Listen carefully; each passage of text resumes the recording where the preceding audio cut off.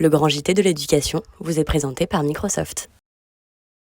L'imprescriptibilité, je vais reprendre encore le problème à l'envers, c'est-à-dire qu'on voit qu'il y a effectivement cette notion qui existe que pour les crimes contre l'humanité. Ça veut dire qu'on ne pourrait pas mettre au même rang les crimes sexuels contre les enfants? Rien ne l'empêche. Alors nous, moi je porte une proposition de loi à l'Assemblée nationale qui pour l'instant a été co-signée par 36 parlementaires de différents groupes sur l'imprescriptibilité des viols et agressions sexuelles sur mineurs. Ni le Conseil d'État ni le Conseil constitutionnel font obstacle au fait que la France puisse également rendre imprescriptibles ces crimes sur mineurs.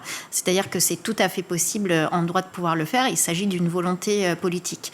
Et donc là, nous, maintenant, mon rôle de législateur est celui d'aller convaincre un maximum de collègues pour que ce sujet puisse être un jour discuté à l'Assemblée nationale. Et il nous semble que le moment est venu de pouvoir le faire parce que là, il faut passer de la parole aux actes et il faut montrer à toutes les victimes que les parlementaires sont derrière et qui réfléchissent à des solutions.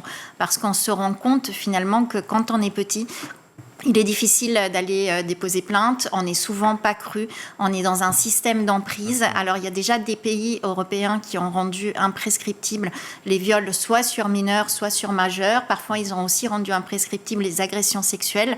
L'Espagne par exemple déplace le délai de début de prescription plus tard, donc il est plus long que pour la France.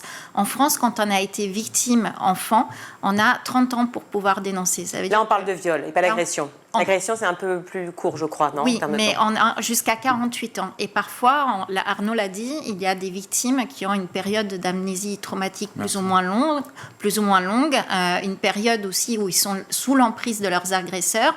Il est difficile pour une victime d'aller déposer plainte, notamment en cas d'inceste, parce qu'il y a toute l'omerta de la famille, elles sont seules, elles sont isolées. Donc, il faut leur donner la possibilité de pouvoir déposer plainte quand elles le souhaitent. Vous avez regardé le grand JT de l'éducation avec Microsoft.